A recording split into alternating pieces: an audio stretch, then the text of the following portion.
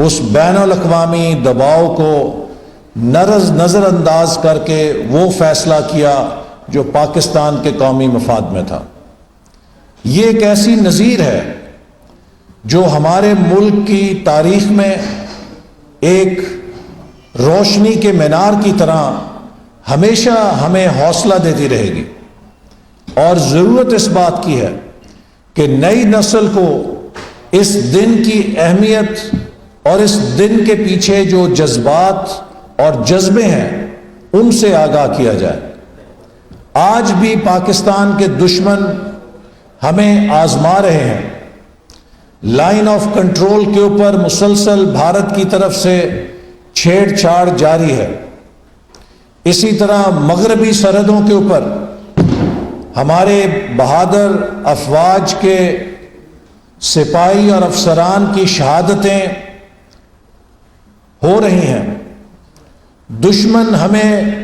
Low intensity conflict کے ذریعے blade کرنا چاہتا ہے،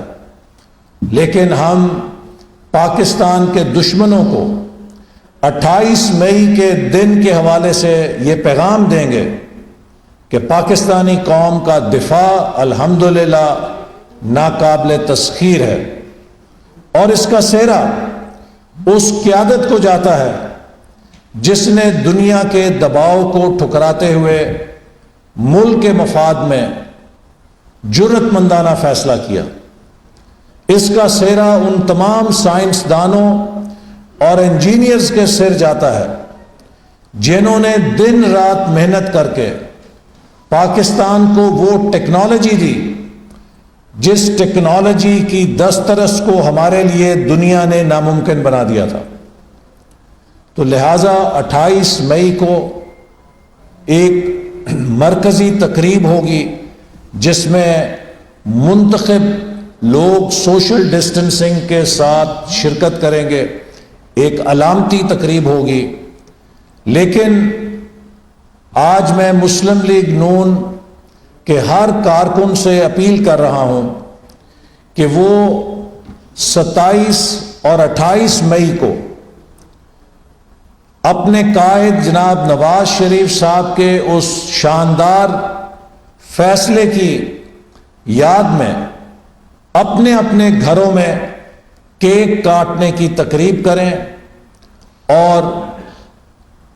اپنے قائد کے لیے اور پاکستان کے لیے دعا کریں۔ یہ دن ہمیں یہ بھی بتلاتا ہے کہ ملک کے دفاع کو اگر ناقابل تسخیر کرنا ہے تو ہمیں اس کے لیے ناقابل تسخیر معیشت چاہیے، اور مسلم لیگ نون کا یہی ادھورا ایجنڈا ہے۔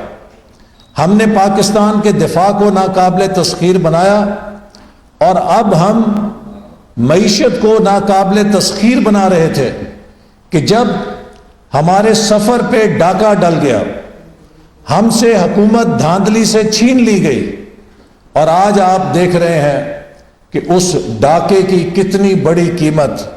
پاکستانی قوم ادا کر رہی ہے۔ آج پاکستان کی وہ معیشت جو 5.8% پہ تھی، کرونا سے پہلے 1.5% پہ کریش کر گئی تھی۔ ہم پاکستان کی معاشی تباہی کے لیے اس حکومت کو کرونا کے پیچھے نہیں چھپنے دیں گے۔ حقیقت یہ ہے کہ پاکستان کی معیشت کو کرونا سے پہلے دھاندلی کرونا جو 2018 میں آئی تھی وہ کھا چکی تھی۔ 5.8 سے ہم 1.5% پر گر چکے تھے شرح ترقی کے حوالے سے۔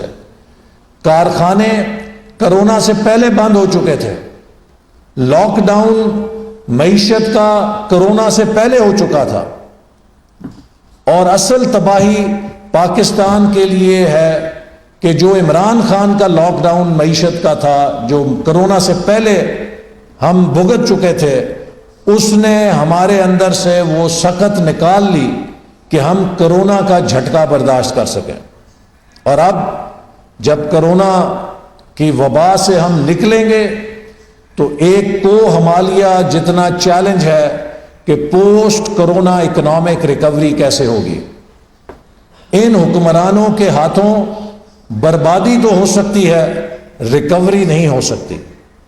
انہوں نے بتایا ہے، ثابت کیا ہے کہ ہم چلتی ہوئی معیشت کو گرا تو سکتے ہیں، لیکن گری ہوئی معیشت کو اگر کوئی توقع رکھتا ہے کہ یہ کھڑا کر سکتے ہیں تو میں سمجھتا ہوں کہ اسے اپنا معائنہ کرانا چاہیے۔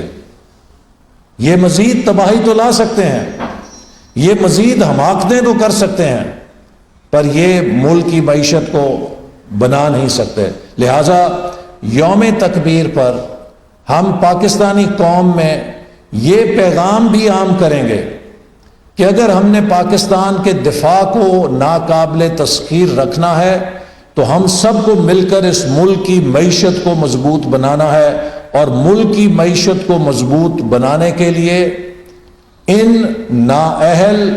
نالائق اور نا تجربہ کار حکمرانوں سے ہم توقع نہیں رکھ سکتے۔ میں آج اسلام آباد میں جو میئر کو حکومت نے غیر آئینی طور پہ معطل کیا ہے، اس کی فیصلے کی پرزور مذمت کرتا ہوں، لیکن اگر حکومت کا یہ فیصلہ درست ہے کہ میئر کو معطل اس بنیاد پہ کیا گیا ہے کہ حکومت کے بقول ان پر کچھ بدعنوانی کی الزامات ہیں، تو بدعنوانی کے الزامات چینی اور آٹا رپورٹ کے بعد وزیر اعظم اور وزیر اعلیٰ پنجاب کے اوپر بھی ہیں۔ جس بنیاد اور دلیل پہ اسلام آباد کے میئر کو معطل کیا گیا ہے، میں مطالبہ کرتا ہوں کہ فوری طور پہ وزیر اعظم پاکستان اور وزیر اعلیٰ پنجاب کو بھی معطل کیا جائے، چونکہ ان کے اوپر بھی سنگین کرپشن کے الزامات ہیں۔ انہوں نے اپنے پیاروں کو فائدہ دینے کے لیے 150 ارب کا ڈاکہ ڈالا ہے غریب آدمی کی جیب کے اوپر، جس سے ان کے چہیتوں نے اپنی جیبیں بھری ہیں اور غریب آدمی نے اس کی قیمت ادا کی ہے۔ تو اگر الزامات کی بنیاد پہ آپ ایک منتخب نمائندے کو معطل کر سکتے ہیں تو پھر اسی قلم کے ساتھ وزیر اعظم پاکستان اور وزیر اعلیٰ پنجاب کو بھی معطل ہونا چاہیے، چونکہ ان کے اوپر میئر اسلام آباد کے اوپر حکومت کی طرف سے عائد کیے گئے الزامات سے زیادہ سنگین الزامات ہیں جو ثابت ہو چکے ہیں۔ تو یہ ایک حکومت کی جمہوریت پہ حملہ ہے، لوکل باڈیز پہ حملہ ہے، اور اس سے پہلے پنجاب کے اندر یہ غیر قانونی، غیر آئینی طور پہ بلدیاتی ادارے ختم کر چکے ہیں جن کا 2021 تک مدت تھی۔ میں ہائی کورٹ کے چیف جسٹس صاحب سے مؤدبانہ التماس کرتا ہوں، 50,000 نمائندے ہیں جن کو حق چھینا گیا ہے، لیکن 7 مہینے سے وہ مقدمہ التوا میں پڑا ہے۔ سپریم کورٹ نے بھی اس کا نوٹس لیا ہے۔ میں چیف جسٹس سپریم کورٹ سے التماس کرتا ہوں کہ یہ بلدیاتی انتخابات سپریم کورٹ کی نگرانی میں ہوئے تھے۔ سپریم کورٹ کو پنجاب کے اندر بلدیاتی اداروں کی غیر قانونی برطرفی کا نوٹس لیتے ہوئے بحال کرنا چاہیے، چونکہ کرونا کی وبا میں بلدیاتی اداروں سے زیادہ مؤثر کوئی ادارہ نہیں جو عوام کے ساتھ ریلیف کر سکے اور عوام کی شعور دینے کے لیے، اویئرنیس دینے کے لیے ان میں اپنا کردار ادا کر سکے۔ اس وقت ٹائیگر فورس کو کھڑا کرنے کی کوشش کی جا رہی ہے۔ یہ سیاسی رضاکار ہیں جن کے بارے میں وزیر اعظم کہہ چکے ہیں کہ یہ الیکشن کی فورس ہے۔ پاکستان کے پیسوں کے ساتھ ایک سیاسی جماعت اپنی فورس کھڑی کر رہی ہے، یہ قابل مذمت ہے، اور اگر کوئی سرکاری افسر ایسے غیر قانونی کام کی پشت پناہی کرے گا تو جب یہ حکومت جائے گی تو اس کے خلاف محکمانہ کارروائی ہوگی، کیونکہ ہم پاکستان کے وسائل کو ایک جماعت کو بنانے کے لیے استعمال کرنے کی اجازت نہیں دے سکتے۔ بہت شکریہ۔ سوال وغیرہ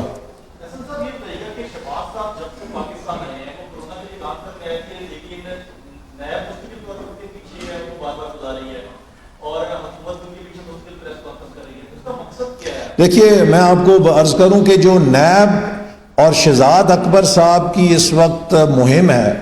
وہ آٹا اور چینی چوروں کو اور فورن فنڈنگ کیس سے عوام کی توجہ ہٹانے کے لیے ہے. فورن فنڈنگ کیس میں بھی پی ٹی آئی کی چوری پکڑی گئی ہے,